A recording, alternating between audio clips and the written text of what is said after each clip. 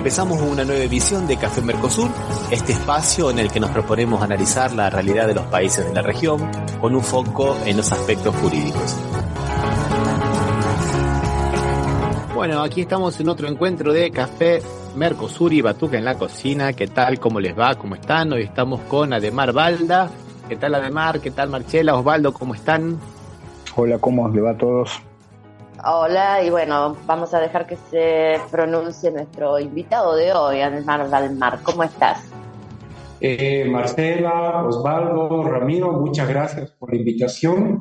Saludos desde el Estado Plurinacional de Bolivia y presto y reitero el agradecimiento para poder hablar de un tema tan importante, fundamental, yo diría no solamente para el Estado Plurinacional, sino para la globalidad, el mundo.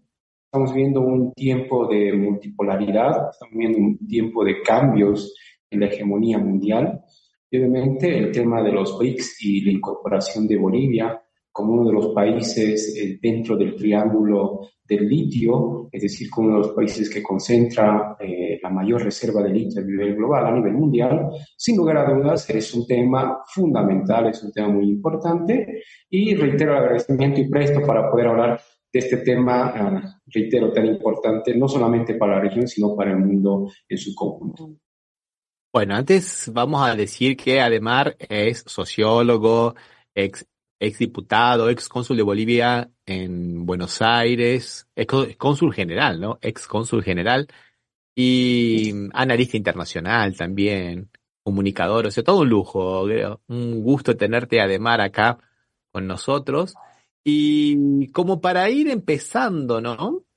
Qué interesante este proceso de industrialización que viene Bolivia desarrollando desde el 2005 y que ahora puede tener, digamos, este corolario, ¿no? De poder ingresar en el grupo de los BRICS, como bien decías, ¿no? En el contexto de un mundo multipolar y que puede favorecer mucho ese proceso de industrialización de Bolivia, porque no solamente para vender, digamos, productos primarios, sino también para producirlos.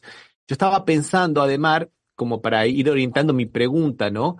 Era aquel proyecto que que se abortó, no, que digamos que el golpe en Bolivia abortó de el coche eléctrico con la época de Evo Morales, aquella fábrica que se iba a hacer con una multinacional alemana también de hacer las baterías en Bolivia, no solamente exportar el producto in natura, el litio in natura, sino de producirlo y que tanto nosotros lo comentábamos como un muy buen desarrollo autónomo de Bolivia, ¿no? Y ahora, y un poco todo eso quedó trunco, ¿no, Ademar? Sí, Ramiro, yo creo que tú has planteado un tema muy importante, ¿no?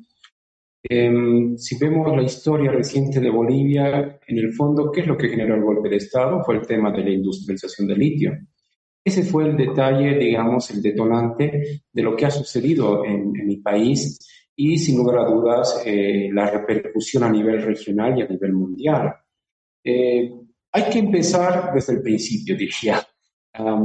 ¿Qué sucede en el mundo? ¿Qué está pasando en el mundo? ¿Qué está pasando en Sudamérica? ¿Qué está pasando en Bolivia? ¿Qué está pasando en nuestra región? Sucede que en nuestra región la presencia de Estados Unidos se ha ido acortando, se ha ido en muchos casos reduciendo y en otros casos nuevamente se ha ido posicionando, se ha ido fortaleciendo. Tú tienes Brasil, tienes Bolivia, tienes Venezuela, tienes Nicaragua, tienes Cuba, pero también tienes otros gobiernos, como el caso de Colombia, ¿no? Colombia también, de igual forma, que de alguna otra forma no han dado lugar a esa política intervencionista, esa política de sometimiento que caracteriza a los Estados Unidos. Y evidentemente está ahora en disputa. ¿Qué pasó en Perú? ¿Qué pasó en Argentina? ¿Qué pasó en otros lugares donde el imperialismo ha nuevamente recuperado espacios muy importantes? Pues inmediatamente, o en algunos casos se han liberalizado las economías, vamos a decirlo así, por no dar otro término. Y en otros casos se está utilizando la represión como forma de acallar las movilizaciones sociales, las movilizaciones populares. Y esto obviamente, ¿por qué? Porque hay gobiernos que de alguna otra forma están volviendo y están tratando de devolver la presencia geopolítica de los Estados Unidos en la región. Entonces, aquí hay una disputa geopolítica a nivel mundial. La presencia de Estados Unidos, reitero, en algunos lugares ha sido minoritaria y en otros lugares ha ido recuperando espacios sin lugar a dudas, pero recuperando espacios en muchos casos con bota militar, con asesinatos, con muertes. El caso del Perú, por ejemplo, con la dictadura de Dina Boluarte, es uno de los ejemplos más icónicos de esta situación. Evidentemente quisieron hacer lo mismo en Bolivia, pero también la movilización popular frenó esta situación y devolvió la democracia a nuestro país.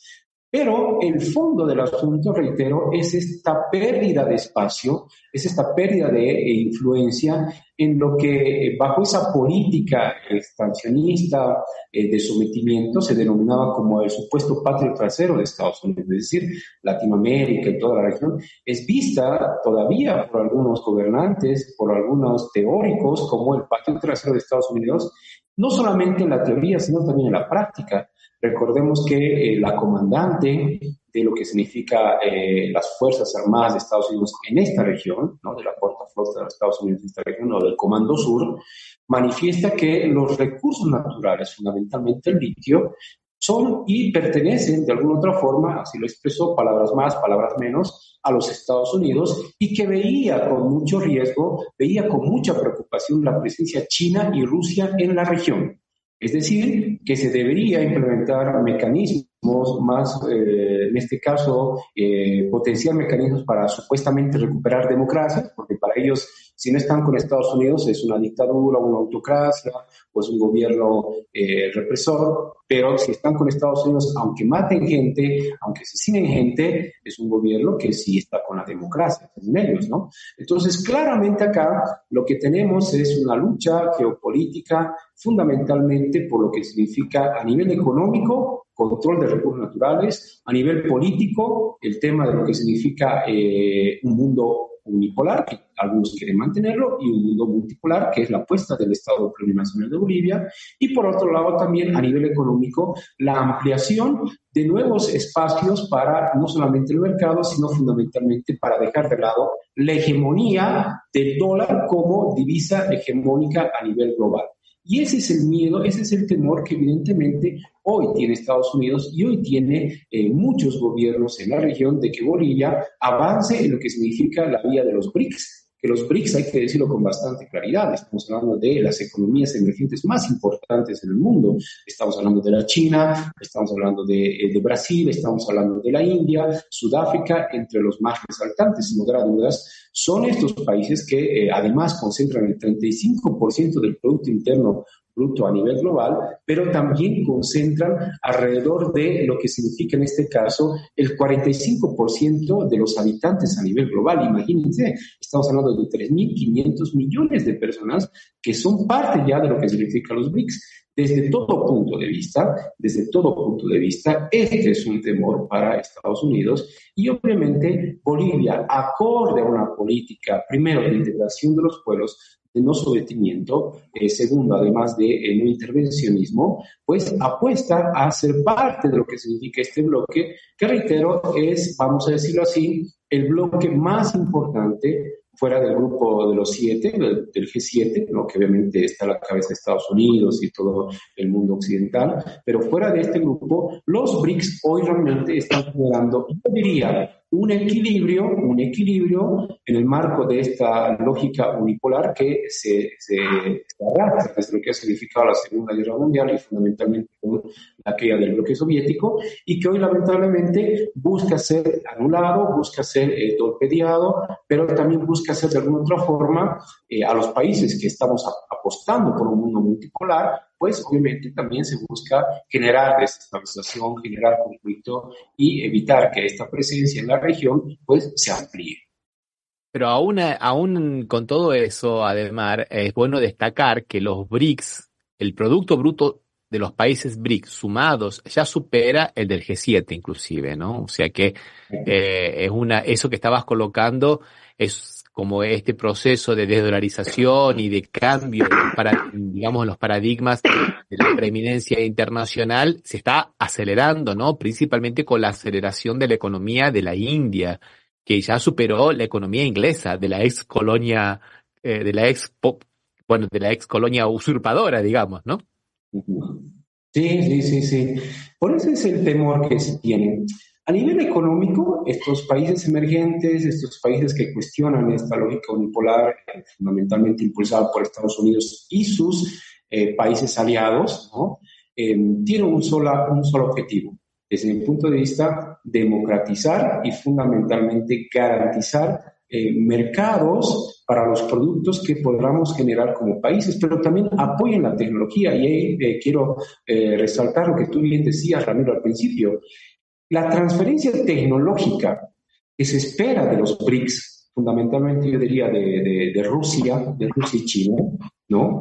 Para poder industrializar el litio, es sin lugar a dudas una de las apuestas más fuertes que tiene Bolivia en lo que significa la incorporación a este importante bloque económico y político, sin lugar a dudas. Pero también la perspectiva de, por ejemplo, ahora en Bolivia tenemos muchos problemas con el tema de los dólares, tenemos problemas con el tema de las divisas, sin lugar a dudas, ¿no? ¿Por qué? Porque a nivel global, evidentemente se tiene una crisis del dólar, ¿no? Se tiene una crisis muy fuerte del dólar, no solamente en Bolivia, sino en varios países de la región. Entonces, ingresar, por ejemplo, empezar a comerciar con yuanes, empezar a comerciar con otro tipo de monedas, no solamente en el ámbito de las exportaciones, sino también en lo que significa la posibilidad del comercio interno, es decir, generar mecanismos que nos permitan evadir esta dictadura a nivel global que se tiene con el dólar, pues permitiría de alguna otra forma generar estabilidad económica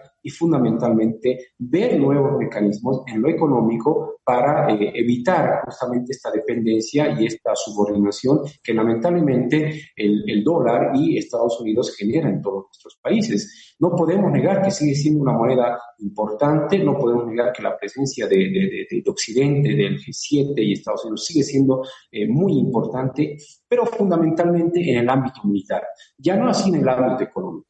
Si uno se pone a pensar, y podríamos verlo esto en números, podríamos verlo en cantidades, se hablaba, por ejemplo, de la libre exportación de carne a la China, por ejemplo, o la libre exportación de soya, ¿no?, a la China, o de otros productos que tenemos como país, como Estado plurinacional de Bolivia, lo cual permitiría generar mecanismos de dinamismo económico, diversificación económica, pero también reitero, de transferencia tecnológica en el ámbito de nosotros como países que estamos tratando de apostar por un proceso industrializador soberano, por un proceso de industrialización que genere valor agregado, fundamentalmente con el caso del litio. Entonces, aquí hay que resaltar varios elementos. Ya se ha firmado acuerdos entre Bolivia y Rusia, por ejemplo, para la explotación del litio. También se han firmado acuerdos de cooperación, acuerdos en este caso de intercambio entre Bolivia y Rusia para otras áreas, por ejemplo, el apoyo en el ámbito de la medicina, o en este caso el ámbito de la tecnología nuclear con fines pacíficos, medicinales, eso siempre es importante destacarlo.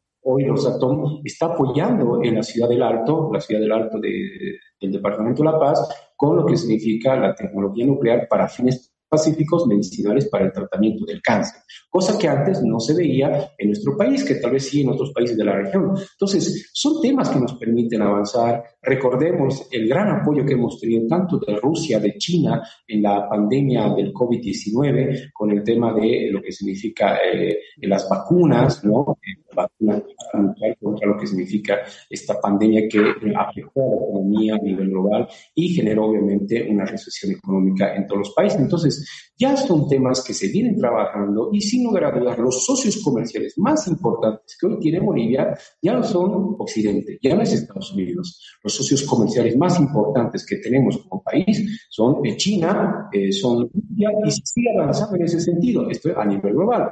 Y a nivel regional, obviamente, tenemos tenemos socios comerciales muy importantes. Entre ellos destacan, sin lugar a dudas, Brasil, que es otro miembro de los BRICS. Entonces, estamos en consonancia, estamos yendo en lo que significa un trabajo conjunto, pero fundamentalmente acorde a los intereses que tenemos como Estado, que tenemos como país, pero también en el contexto internacional a nivel de lo que significa la política internacional. Apostamos por un mundo multipolar donde se democratice la posibilidad y en este caso se evite esa dictadura que hasta el día de hoy en muchos lugares se ha tenido con la dictadura del dólar y Estados Unidos.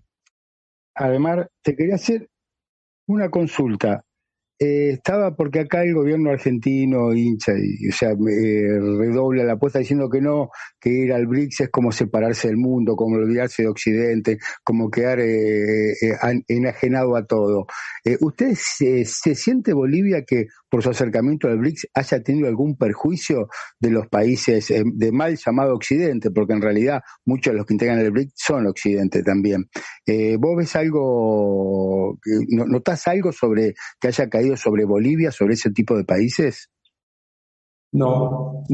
Como Estado plurinacional no hemos tenido por ahora, porque obviamente puede cambiar, ni sanciones económicas, ni sanciones políticas, ni de ninguna índole. ¿Por qué? Porque yo creo que aquí el análisis tiene que partir desde la siguiente perspectiva.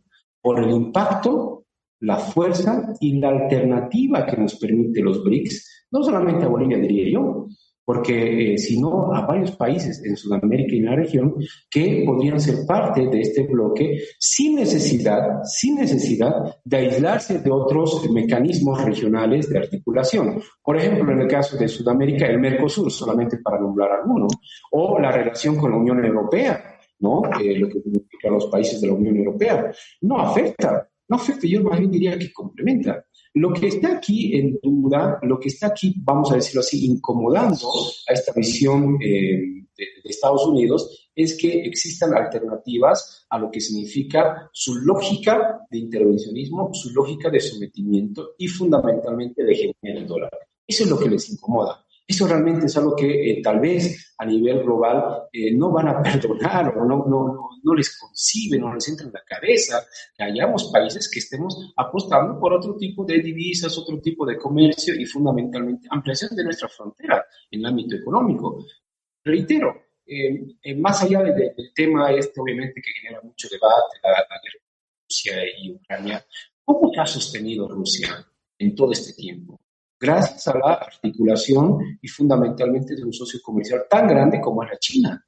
Si uno ve la economía china, la cantidad de gente que existe en China y otros países que también son parte de este bloque, pues claramente uno podría tener autosuficiencia, uno podría tener independencia económica para evitar justamente y evadir estas sanciones que en muchos casos perjudican al desarrollo de los pueblos. Entonces yo creo que aquí, por eso es que hay un gran interés en Sudamérica, y yo no solamente diría Bolivia. En el caso de Venezuela, que sabemos muy bien que ha sufrido bloqueo económico, que está sufriendo prácticamente una desestabilización en todo lo que significa contiene las mayores reservas de petróleo, eso nadie lo va a negar y eso genera mucha incomodidad a Estados Unidos que no puede tener control total. O peor aún, en el caso de Cuba, que sabemos que históricamente ha tenido un bloqueo y a pesar de aquello han seguido manteniendo la consigna de su revolución socialista. Entonces, es una gran oportunidad para evitar, primero, ser sometidos por sanciones económicas, políticas o de otra índole,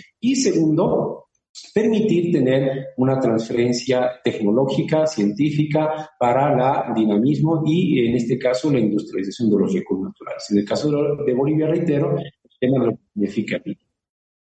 Además, yo te voy a hacer una última pregunta por mi parte, un poco incómoda, pero creo que necesaria.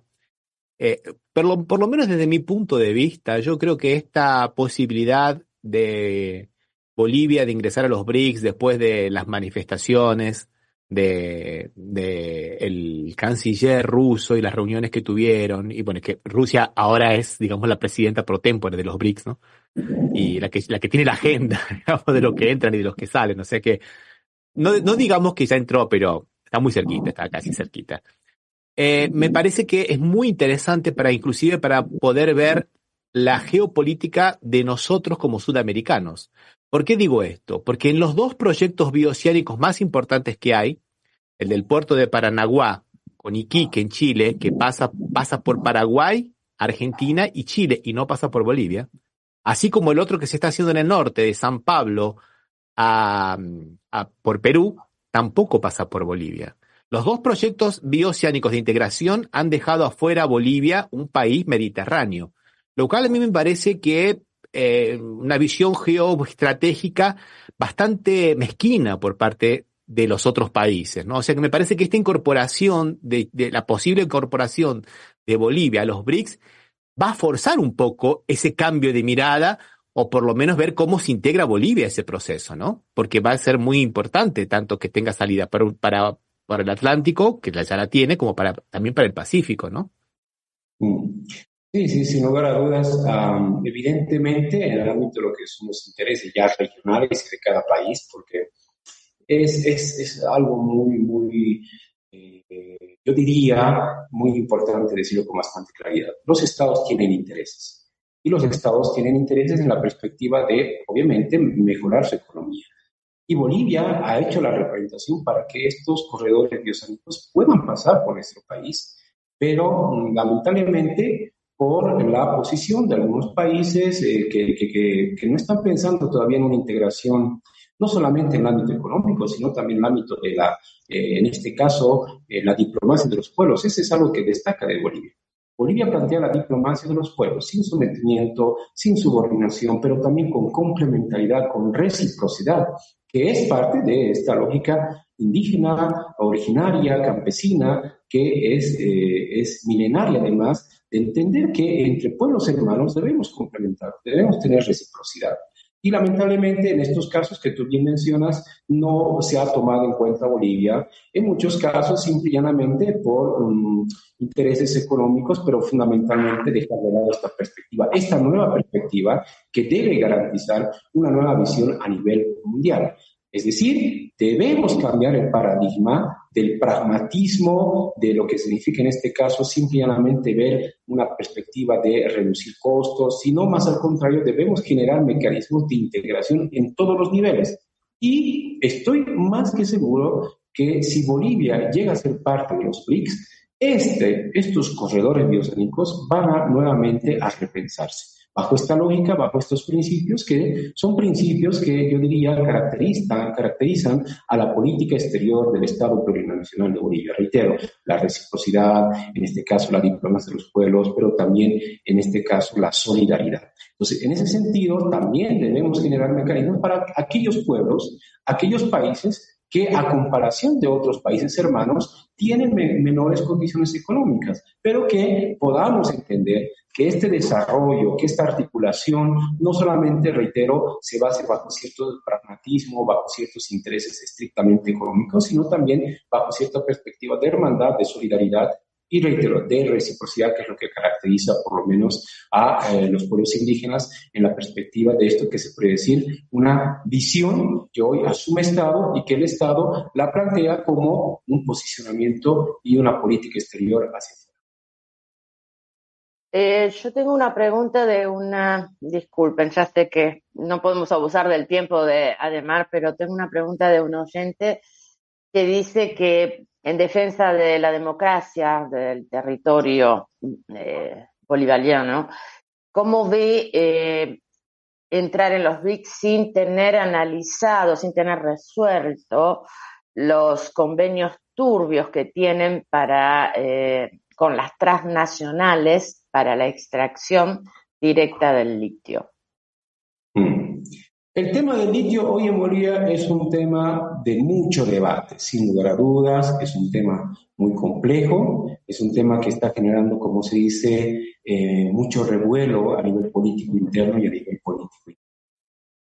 Miren ustedes, ¿qué está sucediendo en el contexto general?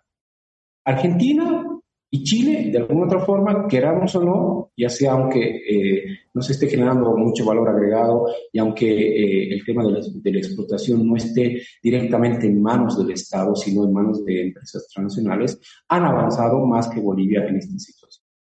Pero la particularidad de Bolivia, a diferencia de Argentina y a diferencia de Chile, es que la presencia del Estado y la suscripción de acuerdos para el tema de la explotación del litio tiene mayor presencia que en estos dos países. En algún momento se decía que Bolivia estaba siendo un gran ejemplo en lo que significa la explotación del litio a partir del dinamismo económico del Estado, es decir, de la presencia mayoritaria del Estado en esta situación. Lo último que se puede decir al respecto, porque es un tema muy polémico ahora en Bolivia, es que Bolivia ha suscrito un acuerdo de explotación con Rusia. Pero este acuerdo justamente está enmarcado en esto que decía anteriormente. La perspectiva de esta transferencia tecnológica, la perspectiva de lo que significa el apoyo en lo que ha significado la experiencia rusa, China y otros países del BRICS para lo que significa en este caso concreto la explotación del litio.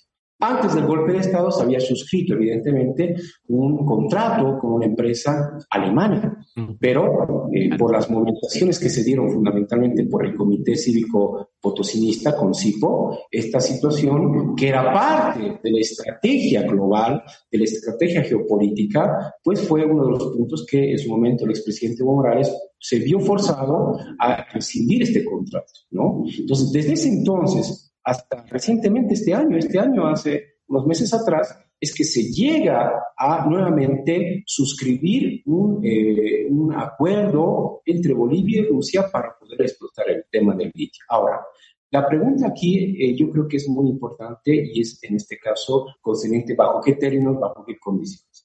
Evidentemente, este es un tema de Estado, hay temas que son de público conocimiento y otros que están vinculados a las relaciones entre países hermanos, entre países, en este caso entre Bolivia y Rusia, pero lo que yo sí podría dar buena fe es que, a diferencia, reitero, de tanto Chile como Argentina, hoy Bolivia está asumiendo con mucha fuerza, con mucho principio y fundamentalmente con bastante claridad la presencia del Estado en lo que significa la explotación del litio. Que esperemos en los próximos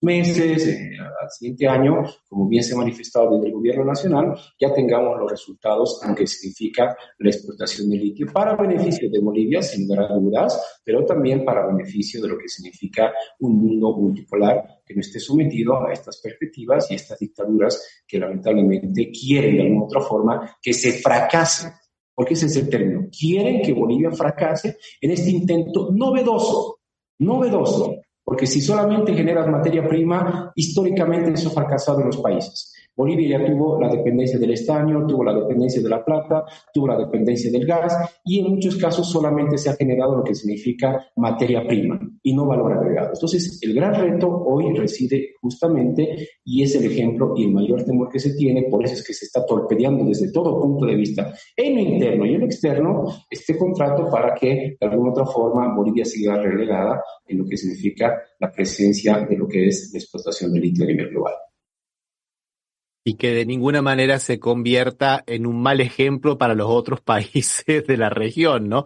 En un mal ejemplo, ¿no? Con mucha ironía, en el sentido de un proyecto de desarrollo autónomo y fuera de las garras del gran país del norte. Además, muchísimas gracias, un gustazo tenerte con nosotros. Perdón, ¿alguien tiene alguna pregunta más? Yo, abusando ya del tiempo de No vamos a abusar, no vamos a abusar. Simplemente decir que respetando siempre a los hermanos, al pueblo, ¿no? Bolivariano, con lo que todo esto implica. Agradecerte muchísimo por tu clara exponente aquí y bueno, las puertas del Patuca y del café están abiertas para cuando quieras. Un abrazo. No, el agradecido a mi persona, Marcelo, Ramiro y Osvaldo, que también estaba ahí, pero siempre presto. Somos parte de esta perspectiva y es importante aportar con un granito de arena en esta necesaria reflexión sobre un mundo multipolar, sobre países que realmente no estén sometidos a ningún tipo de dictadura de otros intereses que claramente sabemos que es lo que buscan en la región. Quieren recuperar espacios y no van a escatimar ni recursos económicos ni mecanismos ya sean políticos, violentos, democráticos, antidemocráticos para recuperar espacios. Y este es justamente lo que caracteriza y lo que diferencia, diría yo, a lo que hacen algunos países con respecto a la posición hoy firme, coherente y consecuente del Estado plurinacional de Bolivia. Hasta otra oportunidad. Muchas gracias. Gracias. No, gracias a vos. Hasta la próxima.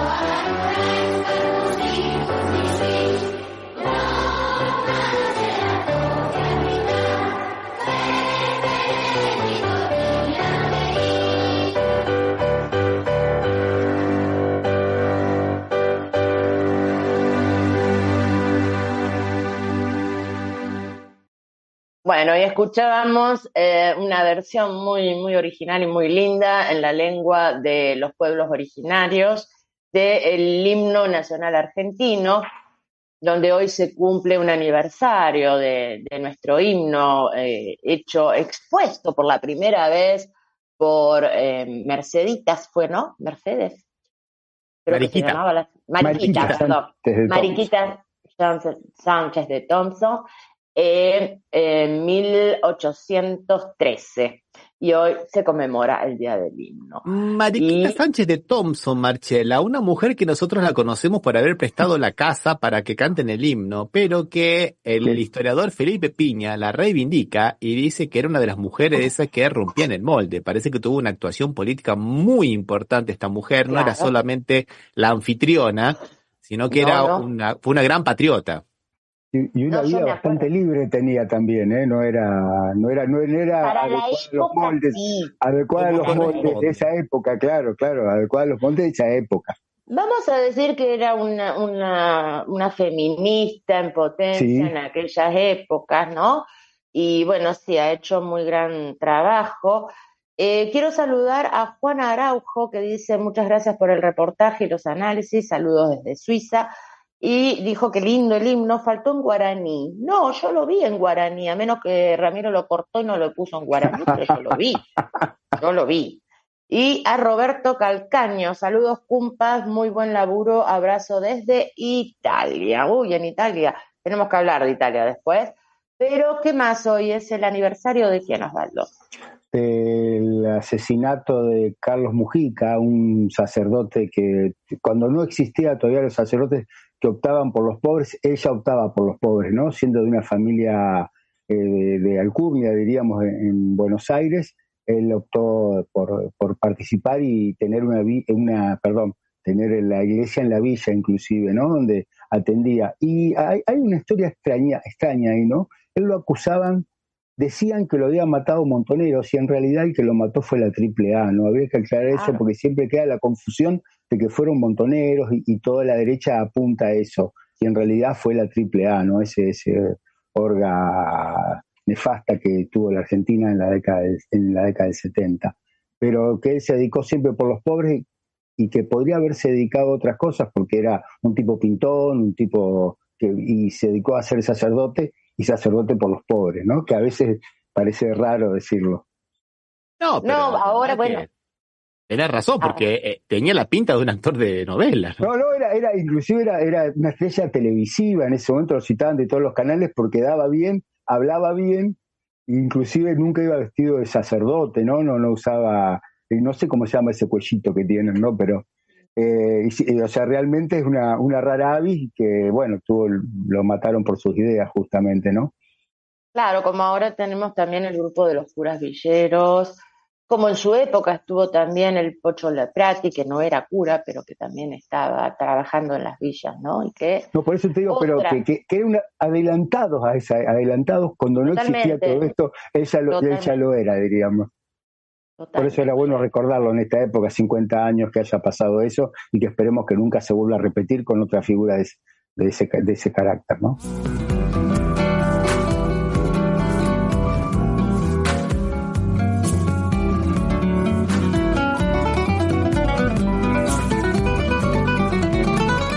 De coincidencias, compañeros, vamos a hablar de coincidencias entre Brasil y Argentina, coincidencias de, digamos, el horror y el espanto nos hermanan, y tiene que ver con los diputados, ¿no? Tiene que ver con los diputados y con el mundo al revés, ¿no? Por un lado tenemos en Argentina a una terraplanista, pero terraplanista en serio, hacía videos diciendo que la Tierra era plana, una terraplanista. Una mujer maravilla. Claro, una cosplayer que se disfrazaba de era y que llegó a diputada por este grupo de libertarios, ¿no?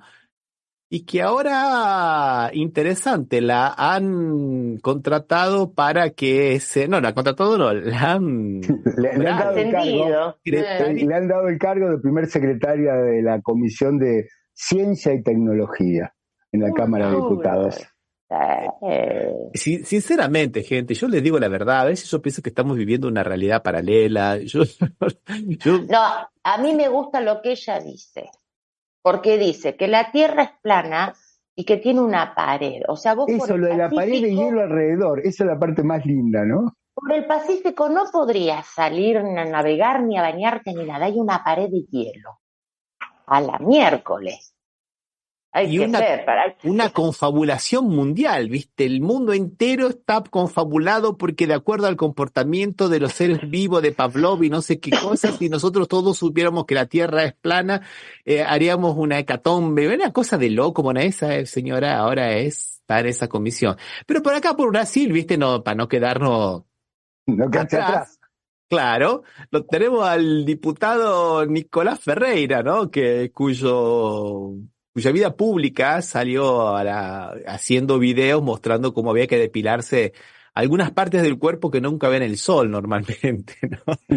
Que es de las iglesias evangelistas neopentecostales, un polemista terrible, ya tiene varios procesos encima, uno de ellos por ser, a veces se disfrazó de mujer para el Día de la Mujer, se puso una peluca y decía que ahora no era Nicola, sino era Nicoleta, alguna cosa por el estilo. Entonces por transfobia, ¿no? Por transfobia tiene un proceso y lo han puesto ahora presidente de la Comisión de Educación a que no presentó nunca un proyecto con educación, no es profesor, no sabe nada de educación y cuya única, digamos, propuesta hasta ahora es la enseñanza en casa.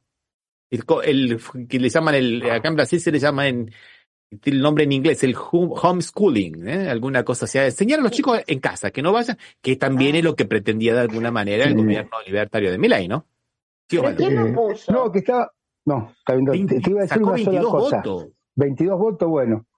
Yo lo que lo pensaba... votaron para ponerlo en ese puesto. Perdón, Osvaldo. Ramiro y Marchela, digo, o sea, a mí en definitiva la vida privada de cada uno mucho no me interesa, ¿no? Pero vos pusiste por ahí el centro de la situación. El tipo no tiene ningún antecedente para estar ahí, al igual que Línea de Moines. Si yo de su vida quieren salir vestido de mujer, de hombre, de gigante, disfrazarse, no me interesa. ¿Cuáles son los antecedentes que tienen en dos comisiones tan importantes como ciencia y tecnología y educación? Eso me parece que es lo más terrible, ¿no? Que carezcan de nada, no tengan nada para estar ahí. Bueno, presidente de la Cámara de la Comisión de Educación, en pleno problema que hay en Brasil con las inundaciones, él propone una ayuda legislativa. Desde el legislativo propone una ayuda para ayudar a la gente de Rio Grande do Sul, que perdió las casas, estamos hablando más de 100 muertes. Uh-huh. ¿Y cuál es la solución? Sacarle 80 millones de dólares a la educación para dársela a Rio Grande do Sul. O sea, ¿qué presidente de una comisión quiere menos plata para todo lo contrario? Yo, si soy presidente de la Comisión de Educación, voy a querer saber cómo tener más recursos para poder mejorar la educación. No, él quiere menos recursos para la educación, cuando la educación viene muy maltrecha desde los periodos de los 6 años que tenemos, los 2 de Temer acá en Brasil, más los 4 de Bolsonaro, que fueron terribles para el desfinanciamiento, la desfinanciación de la educación, para el retraso de los salarios de los profesores que cobran una miseria. Y él quiere sacar, bueno, yo cuando digo estas cosas, viste, no se puede creer, ¿no? O sea, a alguien se le ocurriría, voy a sacar de mi cartera, de mi, ¿viste? Billetera. De mi billetera. Con la tuya. ¿Viste? Con la tuya. De la educación, ¿viste? De la educación. Bueno, no, es una cosa de loco, por eso... ¿No será que a ninguno de los dos le interesa mucho? A uno no le interesa la educación, al otro no le interesa la ciencia y tecnología. No, claro, lógicamente. Y no seguramente viene por ahí. No entienden el papel del Estado. Esa es la cuestión que lo vamos a tratar. No entienden para qué es el Estado, qué es lo que tiene que hacer el Estado. Porque a diferencia de la derecha decimonónica en Brasil y en Argentina, querían educación, querían educar al soberano, querían hacer escuela. Estos están en contra de la educación. Es una cosa de locos, ¿no? Pero bueno, digo, a veces las coincidencias en los dos países y vamos a ver qué hacen. Porque cuando sigan estando ahí como chapitas, tanto que dice la Casti, qué sé yo, que no hagan nada, ¿viste? Bueno, no, hermano, ¿ganan cuánto? Muchísimo. El pueblo está cagando de hambre en Argentina.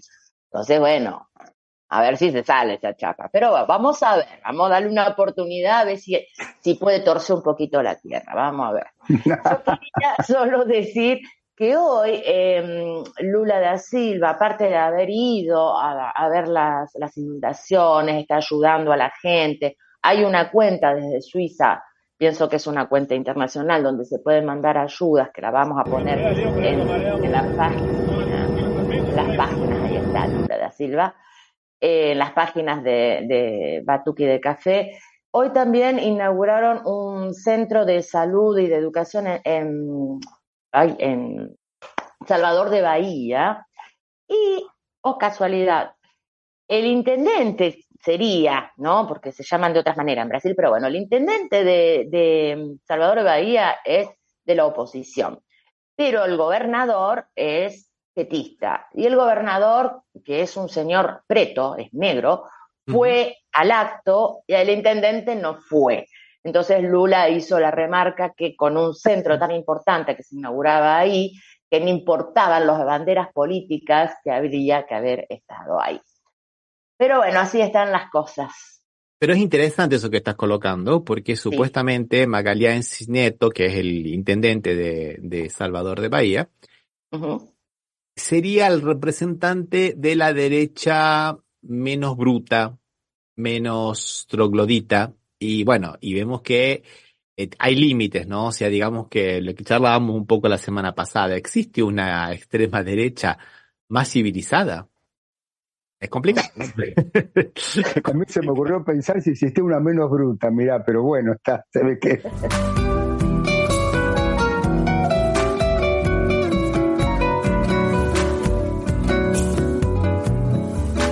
Ya hablando de brutos y...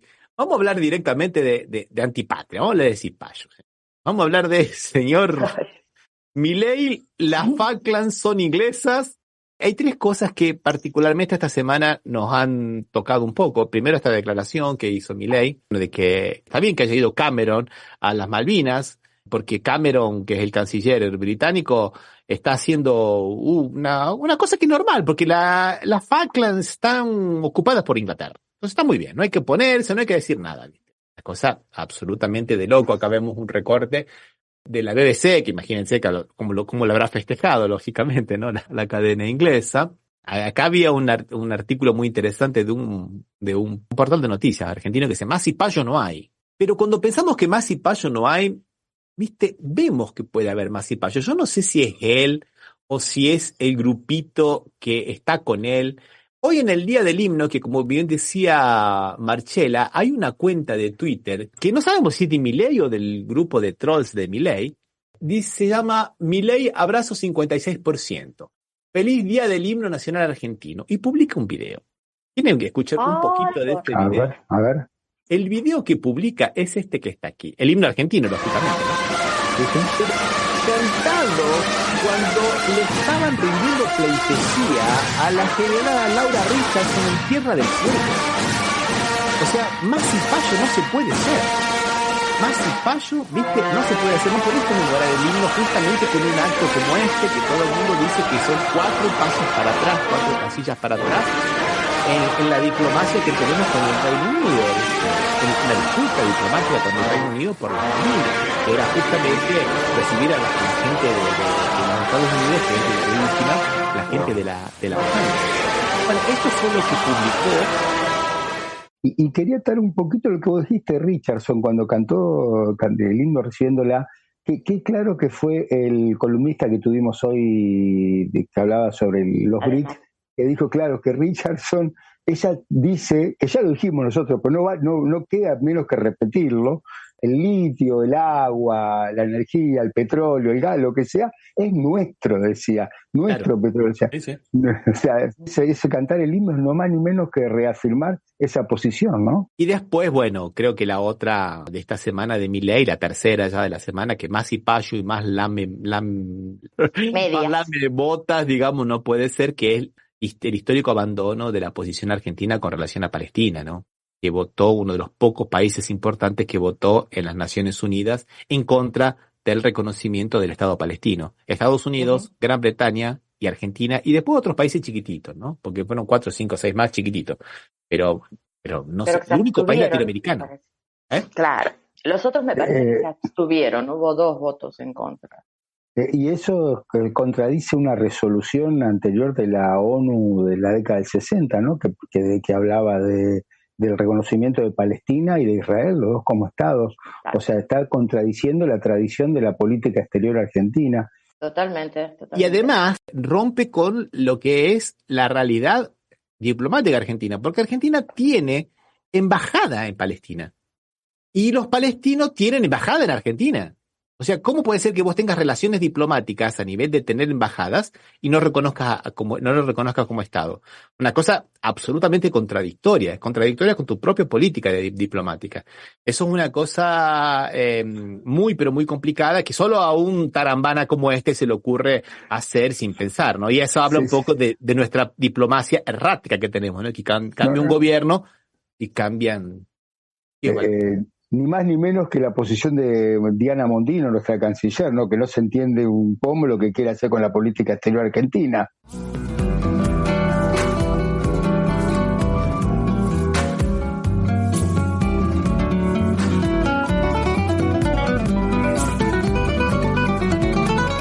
Claro, no fue la única, porque el día del paro nacional que hubo, que ahora vamos a hablar, el pelele de Sin Ley, estuvo tuteando todo el día, no dijo nada del paro, no sé qué decía, no sé qué, pero ese día o al otro día creo que hubo un accidente muy, muy grande de trenes por culpa de falta de material, falta de manutención. Yo escuchaba al Pollo Sobrero que hablaba de la falta de manutención que tienen, la falta de todo, no tienen lavandina para lavar los baños, y bueno, y que tienen que esperar las pericias a ver qué fue lo que pasó, pero que por una gran suerte no hubo muertos, y este tarado de presidente que tenemos no dijo nada, ni un solo Twitter diciendo me solidarizo con las familias o algo, no sé qué, o con la gente que tuvo este accidente.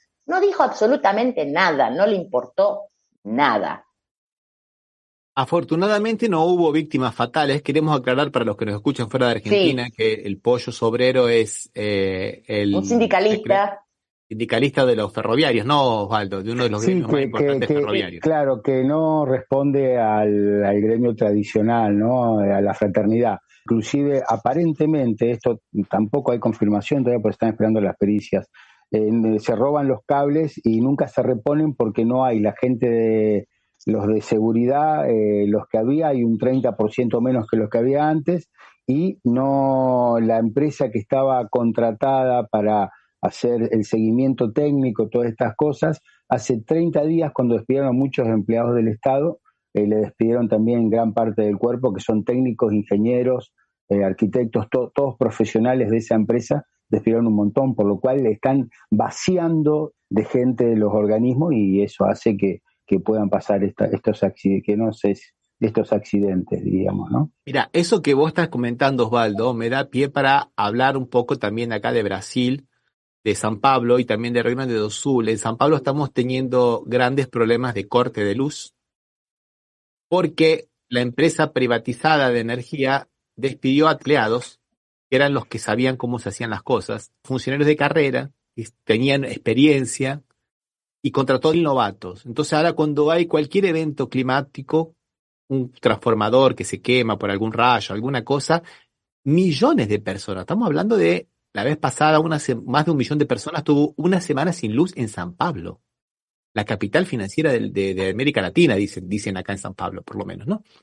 Y barrios enteros sin luz, porque echaron 30.000 que sabían y contrataron 10.000, y las acciones subieron porque dijeron, mirá, están saneando la empresa, mirá cómo están limpiando la empresa, subieron las acciones y sin darse cuenta que estaban rompiendo la empresa, porque era la gente que sabía cómo se hacían las cosas. Hace 10 años atrás, en el gobierno de Dilma Rousseff, se hizo ahora pasamos al otro tema, que es el tema de Rio Grande do Sul. Hace 10 años atrás se hizo un informe climatológico para Brasil entero, ¿no? Llamado Brasil 2040. Mira vos, estaba pensando lo que podía pasar en 26 años, ¿no? Del 2014 al 2040. Que fue dejado de lado porque decían que era muy alarmista. Principalmente en lo que hacía en Rio Grande do Sul, que decían que iba a haber cada vez más lluvias intensas, y en la zona del norte y en la Amazonia cada vez más sequías. Y no les dieron bola. Siguieron construyendo lugares que eran reservas ambientales. No hicieron las obras para contener las inundaciones. No hicieron ningún plan para aminorar los efectos de estos desastres. El año pasado, ya lo habíamos comentado en el programa anterior, el año pasado el gobernador Leite, de extrema derecha supuestamente vendida como la más suave, a la defensa civil le dio $10.000 nada más para todo el año de presupuesto, no $20.000 para todo el año de presupuesto. Este año le dio 10.000 menos. Y estamos viendo imágenes realmente de un estado, una provincia. Es el peor desastre de la historia del estado. Los residentes del Río Grande do Sul de Brasil nunca habían visto una catástrofe de tal magnitud. En los últimos 4 días de abril, el estado... Bueno, todo esto estamos viendo. Un desastre. De las 450 municipalidades, 400 están destrozadas bajo el agua. Y desesperado ahora pidiendo el Estado. Que venga el Estado, ¿dónde está Lula, el Estado Nacional? Pero si hasta hace un año atrás ustedes votaron masivamente en Bolsonaro con el Estado mínimo. No nos queremos Estado, nosotros somos los que sabemos cómo hacemos las cosas. El agronegocio es lo mejor que hay. Que sigan contaminando la tierra con agroquímicos, que sigan sacando los árboles para plantar maíz y soja. Nosotros somos los que sabemos hacer las cosas. Es impresionante. Y ahora desesperadamente pidiendo el Estado. Bueno, ni les cuento el carnaval de fake news. Si nos podemos hablar de la fake news que están haciendo la extrema derecha con relación a esto, estamos 2 horas acá, ¿no? Porque realmente es asqueroso lo que están haciendo. Es asqueroso cómo están mintiendo, es asquerosa las cosas que están haciendo. Pero bueno, ahora todo el mundo les diría, ¿no? La próxima vez, no voten tan ideológicamente, voten más pragmáticamente por un país con desarrollo integral.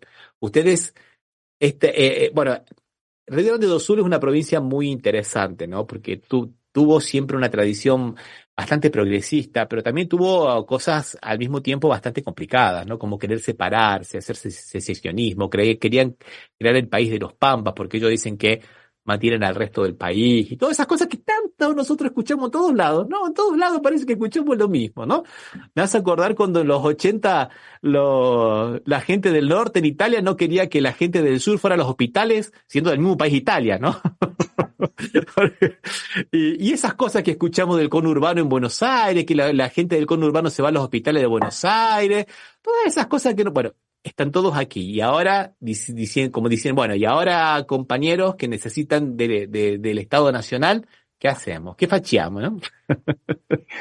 Vos sabés, Ramiro, me acordaba que cuando estaba acá en la provincia de Buenos Aires, Juan Manuel de Rosas financiaba los diarios del sur de Brasil contra el Estado central, ¿no? En su geopolítica, diríamos, se le ponía plata para que eran los que se querían liberar, iba a decir los libertarios, porque tienen toda la costumbre de escucharlo, pero no era, sí, eran los que se querían independizar de Brasil.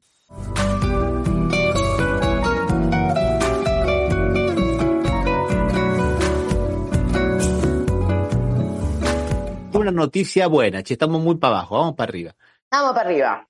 No mucho, pero nos alegramos un poquito ahora de la última resolución que viene de Comodoro Rivadavia con relación a la causa de de Santiago Maldonado, ¿no? Santiago Maldonado. Parece que nos da un poco de esperanza, principalmente para ver si le paramos un poco el carro a la señora Bullrich, ¿no? Que ya dijo que todos los gendarmes que habían participado en la desaparición, en situación, en contexto de represión de Estado, estaban todos absolvidos porque estaban bien, porque ninguno era culpable. Bueno, ahora se saca al juez Geral, juez del cual hablamos bastante nosotros en este programa, nunca bien ponderado juez Geral, que hizo toda la cantidad de chanchullos posibles para echar toneladas de tierra en todo esto, y se llama a un juez de Ushuaia.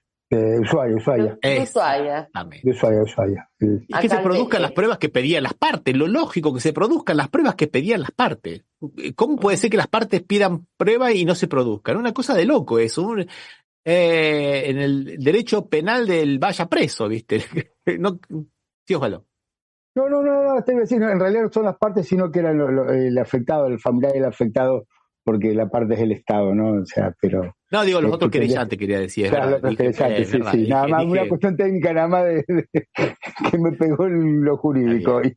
Tenés razón, tenés toda la razón, Osvaldo, tenés toda la razón. Así que, bueno, vamos a ver si ahora por lo menos hay un poco más de justicia. Y también asociado con esto, para ver si se le puede parar el carro, se va a volver a juzgar el tema de Chocobar, que era ese policial que mató a un preso por la espalda. Ellos dicen que ahora se entusiasman con que lo van a dejar libre, pero hay que juzgarlo de nuevo y apreciar la prueba. Puede ser que no pase nada, pero también puede ser lo contrario, que le aumenten la pena. O sea, lo que estamos acá nosotros pidiendo no es una condena, es un juicio justo. Eso es lo que nosotros estamos luchando. Si después lo absuelven o le aumentan la condena, no nos interesa. Lo importante es que el proceso sea claro, ¿no, gente? Sí, realmente, ¿no? Si no, parecería que fuera eso, ¿viste? Vamos a matarlo, no. Primero hagamos un juicio y después lo matamos, no es así. O sea, tiene que esperar no somos vengadores. Claro, o sea, que la justicia se expida en un proceso justo que garantice la defensa. Nada más, no nada extraordinario ni nada. Y que se evalúen las pruebas, como en este caso, como bien vos recalcás, tanto en Maldonado como con Chocobar, que se evalúen las pruebas que ya están incorporadas o que se pidieron que se realicen y no se realizaron. Y bueno, vamos a una más. ¿Sí? Tenemos dos más, pero a ver si vemos una por ahí. Que una viene buena. De nuestra querida Boluarte, de la Dina Boluarte, de nuestra presidenta autoproclamada también, ¿no? De Perú en el golpe una Zelensky cualquiera, diríamos, ¿no? Exactamente, que ahora está investigada. Vamos a escuchar un pequeño video y después lo comentamos. ¿Qué les parece? Dale. En Perú, la Fiscalía de la Nación inicia diligencias preliminares contra la presidenta interina y el actual ministro del Interior. La investigación radica en la reciente desactivación de la unidad policial de apoyo al equipo corrupción en el poder, oficializada por el gobierno de Dina Boluarte. El titular del Ministerio Público precisa que el equipo tenía a su cargo las investigaciones de un hermano de la presidenta y exige su restitución inmediata. Un nuevo hito de tensión ha empezado a desatarse en torno a la jefa de Estado tras la detención de su familiar, Nicanor Boluarte. La justicia le presenta cargos por presunto tráfico de influencias en la designación de prefectos y subprefectos para financiar una red criminal y lograr la creación de un partido político vinculado a Dina Boluarte. El pariente de la mandataria estará bajo la supervisión de las autoridades durante 10 días y podría ser condenado a más de 30 años de prisión. El secretario adjunto de la Coordinadora Nacional de Derechos Humanos, Juan Miguel Hugo, piensa que con el tiempo Dina Boluarte terminará siendo acusada, pero que posteriormente podría ser absuelta de todos los procesos. Creo que efectivamente Dina Boluarte, si es cierto toda esta narrativa que ha plantado el Ministerio Público, va a terminar siendo acusada, ¿no? Pero aquí en el Perú en este momento tenemos una barrera, que es el Congreso, que es la que la sostiene y quien la libra de todos los procesos de investigación, ¿no? Además, en estos días también se ha conocido la vinculación que tenía la presidenta con la fiscal Benavides, que ha sido separada momentáneamente del cargo, ¿no? Está siendo investigada.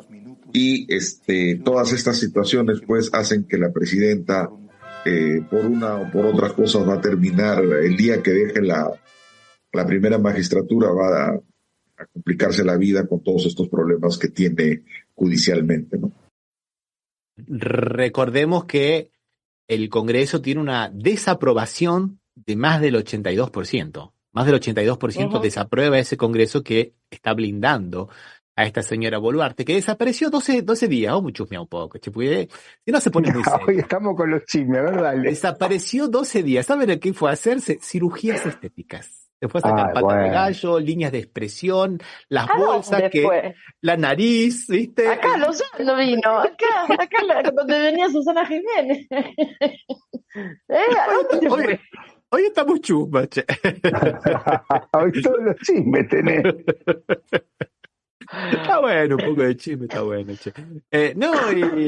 Y bueno, la situación complicada que tiene esta señora Dina Boluarte solo se explica porque este año viene la renovación de los contratos con las empresas multinacionales de extracción de minerales, ¿no? Entonces la necesitan mantener ahí para poder renegociar por 20 o 30 años más. La mayoría de esas empresas son americanas.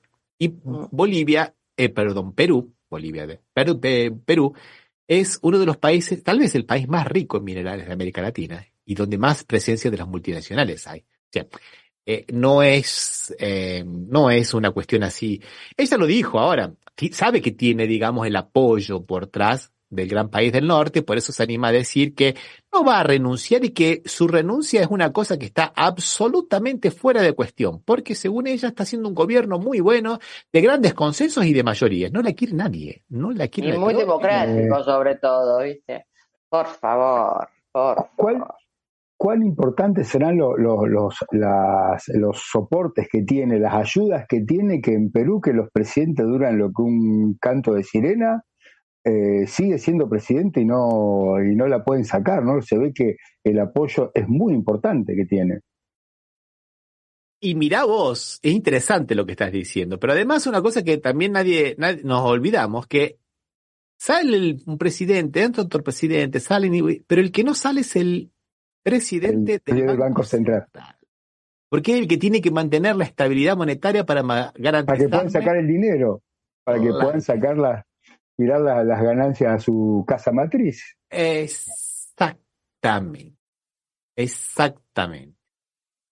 Aquí nos dice Cristian Sales de Río que se acordó de Guaidó y de Aécio Neves también, ¿no? Sí. Claro, se autoproclamaron. Los autoproclamados, exactamente. Claro. Y el último tema que teníamos para hoy, que no nos va a alcanzar, es el tema de lo que está ocurriendo en Colombia. Pero vamos a ver si podemos tener a alguien que nos pueda hablar de la situación de Colombia, ¿no, Marcela? Sí, por supuesto. Para la semana próxima vamos a tener algún compañero o compañera que nos hable de Colombia seguramente, pero vamos solo a decir de que llamó al Petro después de haber sacado los negocios con Israel y como también lo hizo AMLO y otros países más pequeños de Latinoamérica, pero que esto va haciendo fuerza, llamó al pueblo a movilizarse frente al intento de golpe de Estado que le quieren dar, ¿no? En una marcha, ya recordemos que el 1 de mayo fue una marcha muy grande, sí, donde Petro estuvo presente, y anunció frente a una multitud que impulsará una asamblea constituyente. Las denuncias apuntan a deslegitimar al gobierno. Sectores que no son electos buscan retirarle a Petro lo que ganó mediante el voto popular. Por eso vamos a tener un videito de 30 segundos, ¿qué te parece? Que cierra, porque es el propio Petro que nos habla de eso, mirá. Petro viene advirtiendo de que hay en marcha un plan de golpe blando. Esto quiere decir que se va instrumentalizando una serie de medidas mediáticas y judiciales que buscan corroer la legitimidad del gobierno, pero en las últimas semanas, sobre todo desde el 21 de abril, que fue el momento en el que se desarrolló la última manifestación de la oposición, ha tenido un asedio o una intensidad en los medios de comunicación, una serie de denuncias que colateralmente han ocurrido en distintos espacios que apuntan a la ilegitimidad de origen del gobierno. Desde ahí donde ha advertido Petro que lo que se busca es retirarle, digamos, lo que legítima y legalmente ganó con el voto popular mediante maniobras de sectores que no son electos popularmente. Bien. El que escuchábamos es el politólogo Cristian Arias, excelente politólogo de Colombia. Vamos a tratar de tenernos. Buenísimo, sería muy bueno, Marcela, sería muy, pero muy bueno. Y bueno, vamos a dejar por aquí. Saludamos a Alberto Ciacia, que nos ha mandado muchísimo material para la producción de este programa. A Guadalupe Salinas, que nos está dando una mano impresionante con las redes sociales. Por ahí si ven que estamos un poco más presentes, es gracias a ella. Y a Sergio Rossi de la revista de Puño y Letra, Doctor de Petris de Arrabal Jurídico, blogspot.com. A la FM Impacto de Villa Gobernador Galvez que nos redifunde los domingos, ¿no? A las 18 horas de la tarde, hora argentina. También saludamos a todos y todas los oyentes que hoy nos han acompañado, los oyentes y televidentes, porque también se ve ahora. Y un abrazo muy grande a todos los compañeros. Nos estamos viendo. Feliz día del himno y a seguir luchando. Un abrazo, hasta la próxima. Hasta la próxima.